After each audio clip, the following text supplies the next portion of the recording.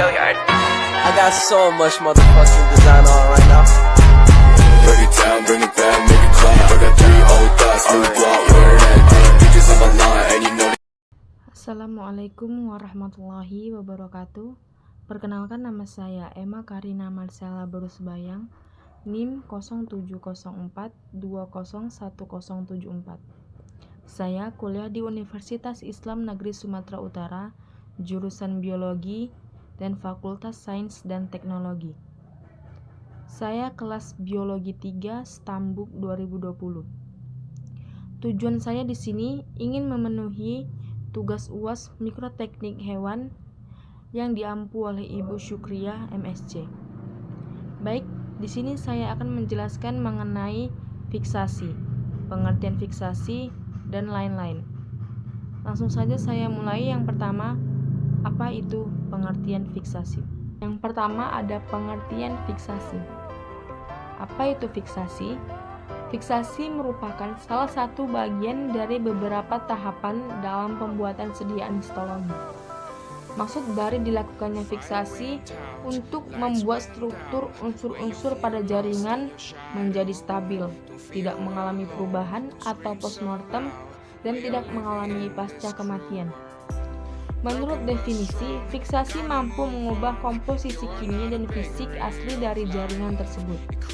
Selain itu, fiksasi juga mengubah sifat kimia sel dan jaringan yang digunakan.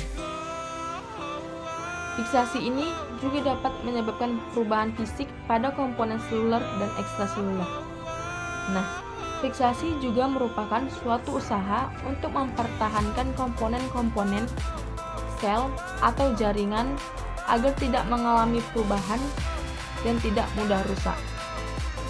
Pada proses fiksasi ini, diharapkan setiap molekul pada jaringan yang hidup tetap berada pada tempatnya dan tidak ada molekul baru yang timbul. Nah, pada prosesnya ini tentu tidak akan berjalan dengan sempurna apabila molekul asing baru pada jaringannya disebut artefak. Fiksasi ini harus dilakukan sesegera mungkin setelah pengangkatan jaringan atau setelah kematian agar tidak terjadi autolisis. Nah, yang kedua itu ada mekanisme kerja dari fiksasi.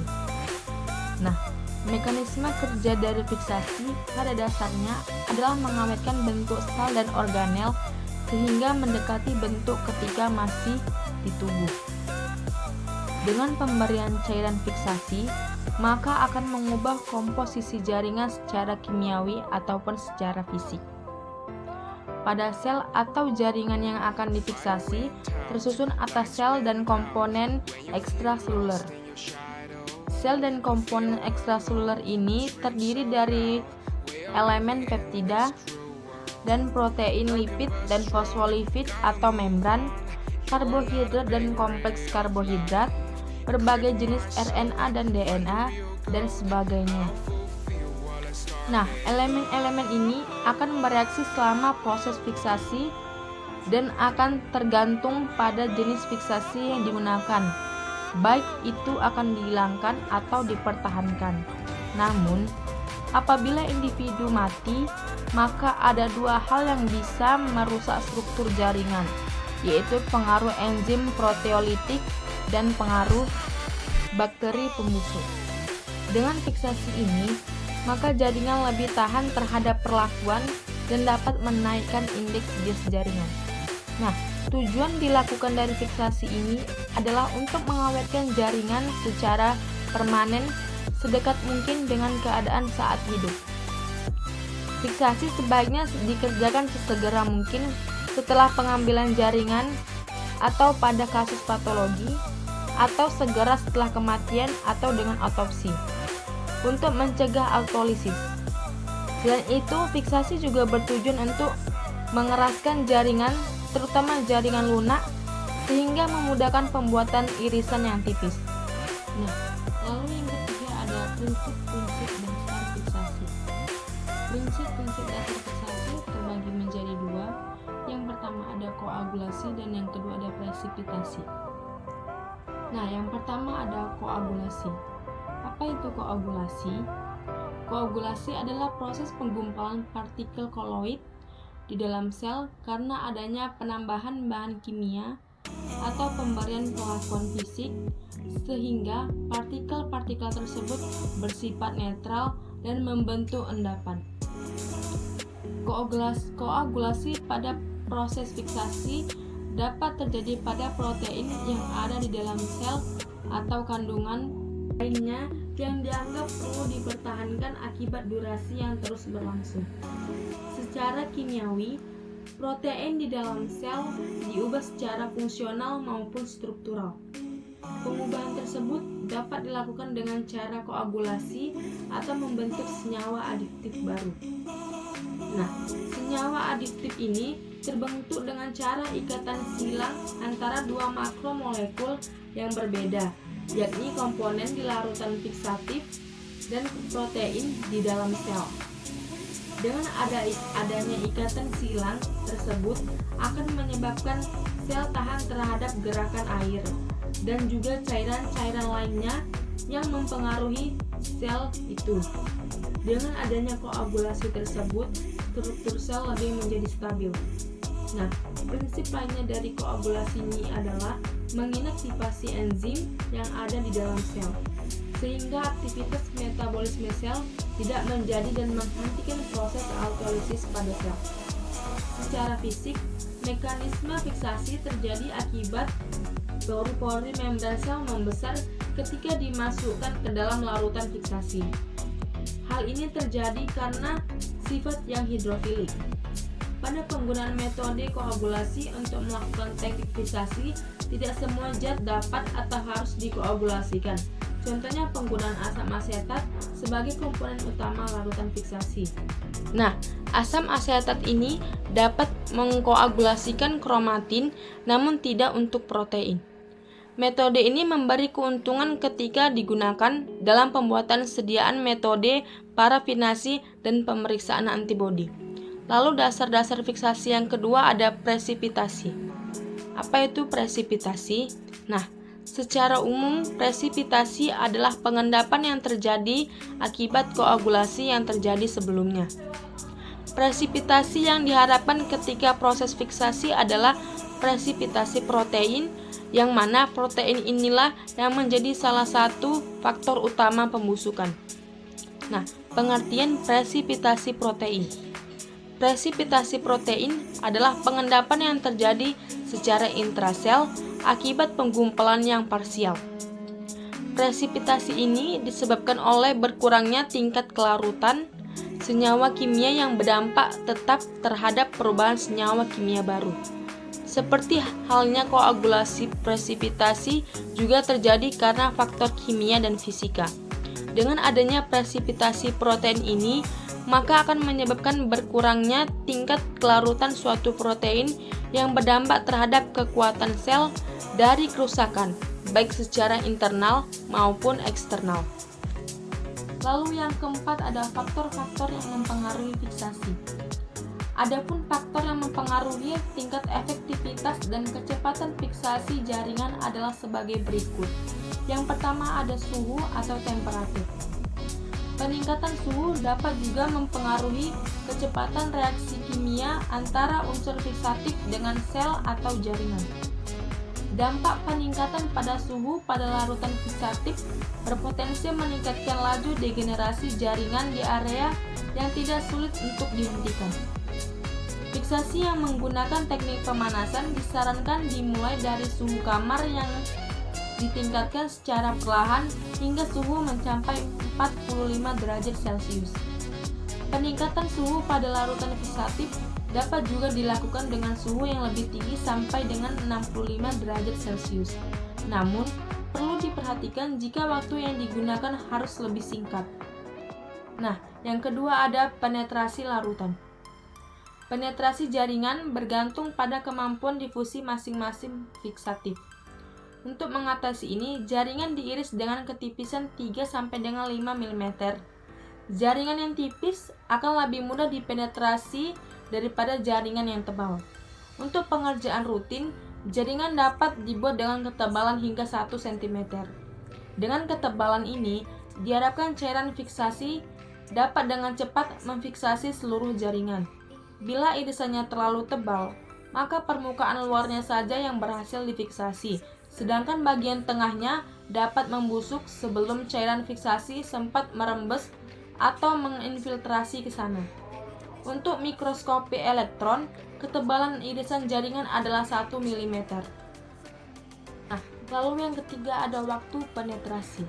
Waktu penetrasi optimal untuk proses fiksasi bermacam-macam di antara jenis-jenis larutan fiksatif yang ada dan juga jenis sel yang ada di larutannya. Perhitungan waktu penetrasi larutan fiksatif menjadi pertimbangan dalam mengejar waktu autolisis dari sel atau jaringan terdapat di pusat terdalam suatu jaringan tersebut. Waktu penetrasi diharuskan mencapai titik pusat terdalam sebelum proses autolisis berjalan. Nah, lalu yang keempat ada dimensi spesimen. Dimensi spesimen merupakan salah satu hal yang perlu diperhatikan. Hal ini berhubungan dengan waktu optimal jaringan terfiksasi dari seluruh sisi dan juga proses difusi dan larutan yang digunakan dalam pematangan jaringan. Selain itu, kita mengetahui bahwa urutan ketebalan dari kaset jaringan adalah 5 mm. Jaringan diharapkan dapat bergerak bebas di dalam kaset dan tidak ada kontak antara jaringan dan kaset itu sendiri. Ketika jaringan itu menempel dengan kaset, maka proses fiksasi dan pematangan jaringan akan menjadi lama karena dimensi spesimen menjadi berkurang. Lalu yang kelima ada rasio volume terhadap spesimen. Rasio antara volume larutan fiksasi terhadap spesimen menjadi hal harus yang diperhatikan. Hal ini berhubungan dengan penurunan konsentrasi larutan fiksasi dan kecepatan penetrasi. Makin sedikit larutan fiksasi yang digunakan, maka konsentrasi akhir ketika terjadi kondisi isotonik akan menurun dengan drastis, dan tentunya akan mengurangi waktu penetrasi.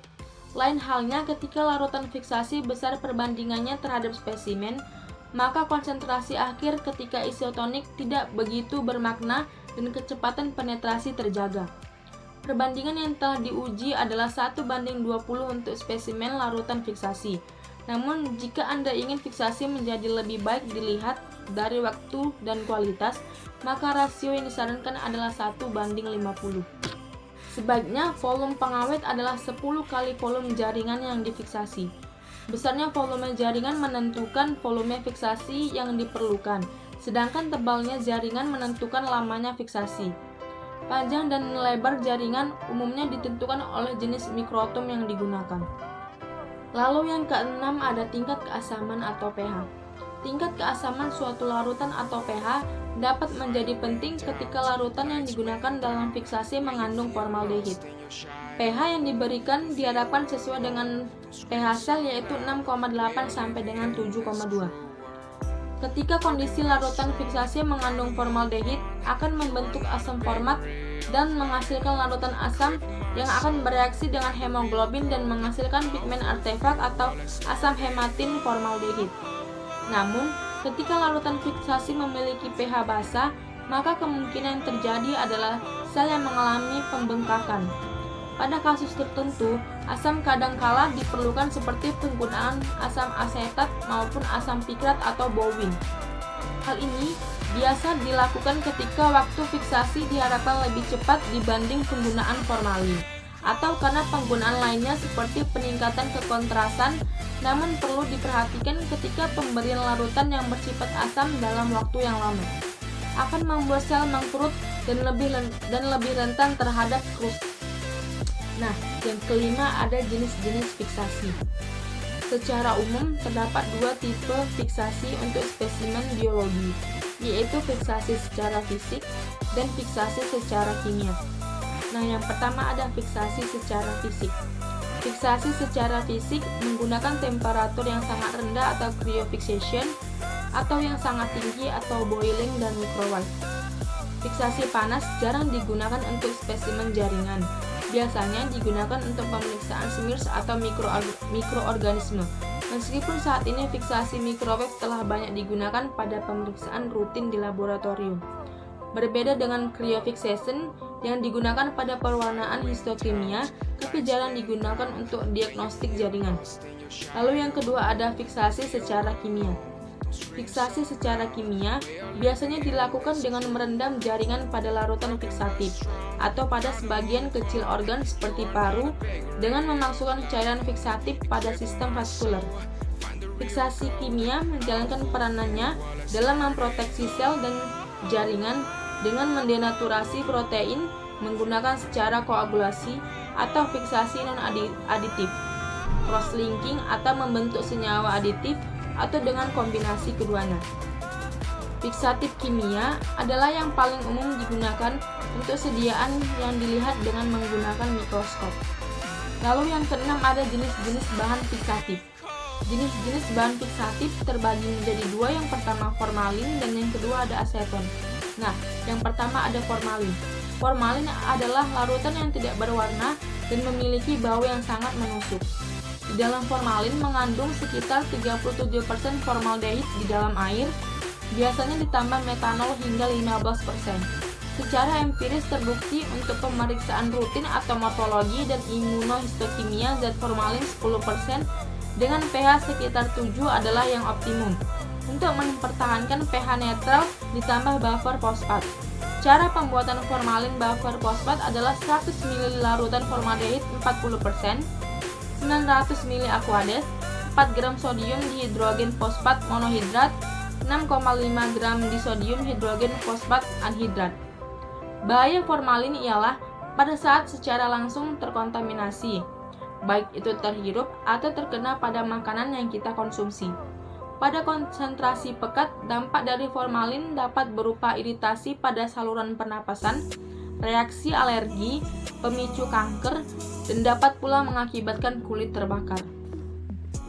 Larutan fiksatif yang paling umum digunakan untuk histopatologi adalah larutan 4% formaldehid yang biasa disebut dengan formalin 10%. Dalam proses fiksatif dengan formalin tidak mengkerutkan jaringan, tetapi jaringan mengkerut karena pengaruh alkohol pada waktu proses dehidrasi.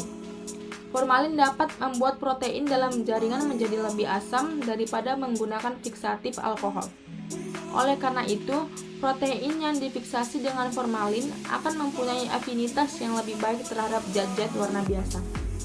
Larutan fiksatif dapat mempertahankan pH netral dan memiliki tekanan osmotik yang sama dengan cairan ekstraseluler. Untuk memastikan bahwa penggunaan formalin mencapai pH yang netral, maka dilakukan dengan menambah garam sehingga disebut dengan neutral buffer formalin atau NBV.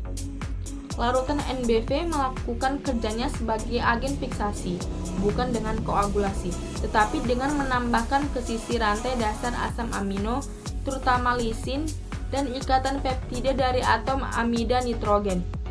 Ikatan saling menghubungkan metilin terbentuk dari sisi formaldehid yang saling mengikat bersama-sama. Dengan ikatan ini, maka NBF dapat menurunkan permeabilitas untuk makromolekul, tetapi struktur molekul protein begitu berubah. Dengan ukuran yang kecil dari molekul metilen glikol dan formaldehid memungkinkan penetrasi menjadi cepat, dan dengan akibatnya fiksatif ini cocok untuk spesimen dengan ukuran yang besar atau kecil. Untuk ukuran jaringan yang kecil atau 10 x 10 x 3 mm, ketika difiksasi menggunakan NBF selama 12-24 jam pada umumnya akan menunjukkan kondisi sitoplasma dan inti yang baik dan rinci. Penggunaan formaldehid sebagian besar akan sempurna terfiksasi dalam waktu 24 jam, tetapi reaksi silang ini akan terus berlanjut selama hingga kurang lebih 2 minggu. Fiksasi formalin biasanya dilakukan pada suhu kamar menggunakan wadah spesimen rendah dan lebar untuk memungkinkan penetrasi yang optimal dan kemudahan dalam pengambilan spesimen oleh teknisi. Pilihan terbaik untuk rasio volume adalah 1:20 dan dimensi jaringan sebesar 3 sampai dengan 4 mm. Untuk mencegah pembengkakan atau menyusut dari sel-sel, maka larutan dibuat isotonik dengan pH 7,2 sampai dengan 7,4 yang dianjurkan, dan juga untuk mempertahankan ultrastruktur sel serta meminimalkan distori sel. Semakin pendek waktu jeda pengambilan jaringan dari tubuh terhadap waktu perendaman dalam larutan fiksatif membuat hasil semakin baik. Waktu paparan fiksatif pun harus dioptimalkan untuk setiap jenis spesimen. Lalu yang kedua ada aseton. Aseton adalah keton yang paling penting. Cairan volatil atau titik didih 56 derajat Celcius dan mudah terbakar. Aseton adalah pelarut yang baik untuk senyawa organik, banyak digunakan sebagai pelarut pernis, lak, dan plastik. Aseton bercampur dengan air dalam segala perbandingan. Sifat ini digabungkan dengan volatilitasnya membuat aseton sering digunakan sebagai pengering alat-alat gelas laboratorium. Baiklah, hanya itu saja yang bisa saya jelaskan mengenai fiksasi. Lebih dan kurangnya saya mohon maaf. Saya sudahi. Wassalamualaikum warahmatullahi wabarakatuh.